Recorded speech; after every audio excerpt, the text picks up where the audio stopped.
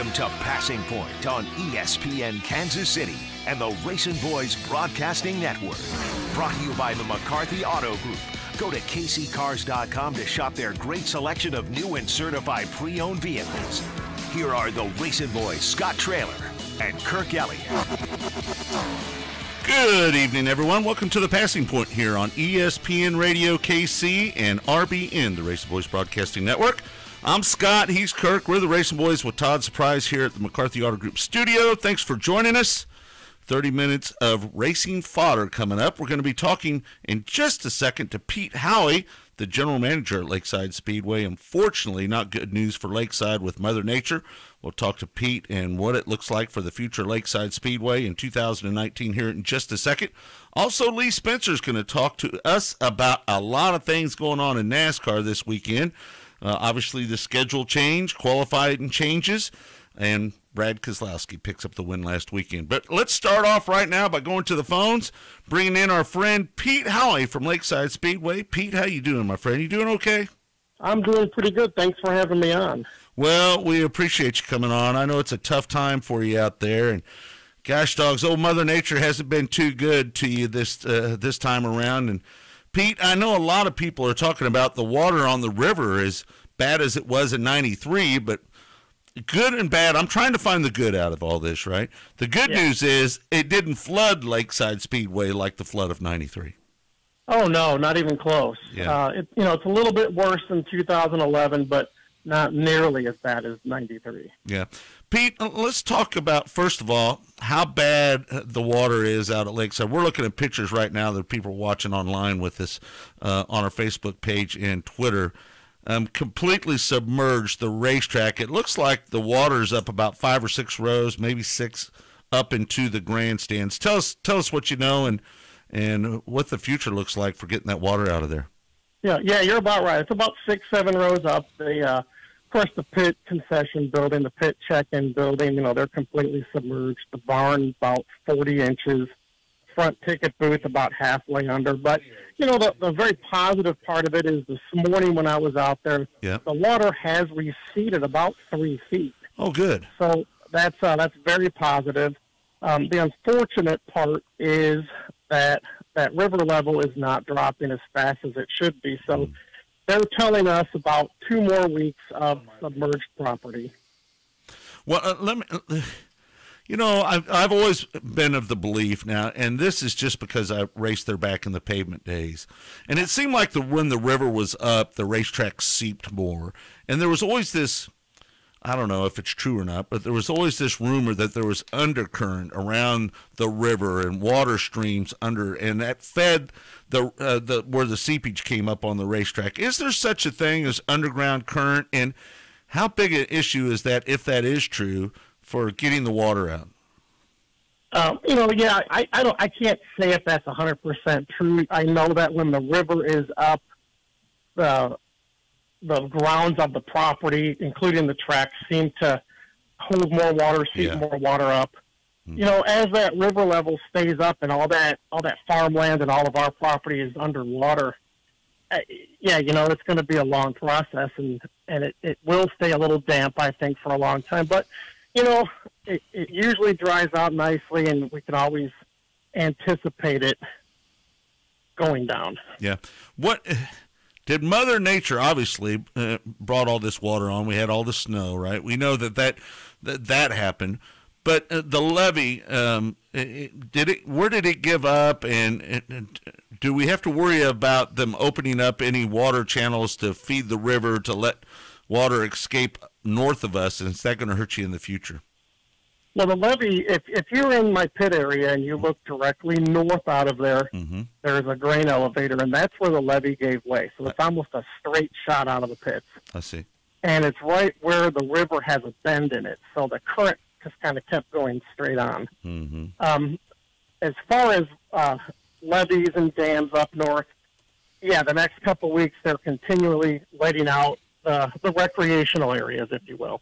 And then as that snow melts, it's just going to kind of keep feeding. But as long as we can get that river level down to and above a normal to just barely above normal, we'll be all right. Mm-hmm. Do you talk to the Corps of Engineers in the state of Kansas and other states north of us? Yeah, we are directly in contact with, I guess you'd call it a Corps of Engineer group that we all kind of belong to, and it's in coordination with the water department. And they have different models and different computer graphs that we all follow. And you know what? Honest to God, they've been pretty much spot on for what's going on. And the next couple of days is not the best news, but the long term looks to be pretty good. Yeah. Pete, this is Kirk. So when the water does go down, what do you anticipate the project will be as far as cleaning things up? It gotten into some of the buildings. What is going to be the task once the water goes down? I think the first task is to kind of get out there and assess everything. We all know that the river is going to bring some soot and some river mud and obviously debris from other places. I think the first thing to do is get out there, look at it, assess it, make a game plan, and then get to going. It seemed like back in 2011, when it flooded, it caused some electrical issues with the underground wiring. Are you concerned about that? Yeah. I'm anticipating that. I don't think it'll be as dramatic as it was back then because most of that has been redone, and so it should be a little more sealed up, if you will. Yeah. You know, the above ground, like the buildings and the barn and objects like that, you know, that's all basic wiring, basic cleanup. So let's get in there, clean it up, and get started over again. And again, we want to thank John Lee from High Flying Photos for the drone footage. Just remarkable drone footage. That was outstanding video. Yeah, it was really good stuff, and we want to thank John for allowing us to use that here on the show tonight. All right, so the big question is, you know, first of all, there's a couple things going on. You're going to be opening up this year. That's your intention to open up, right? That's a definite.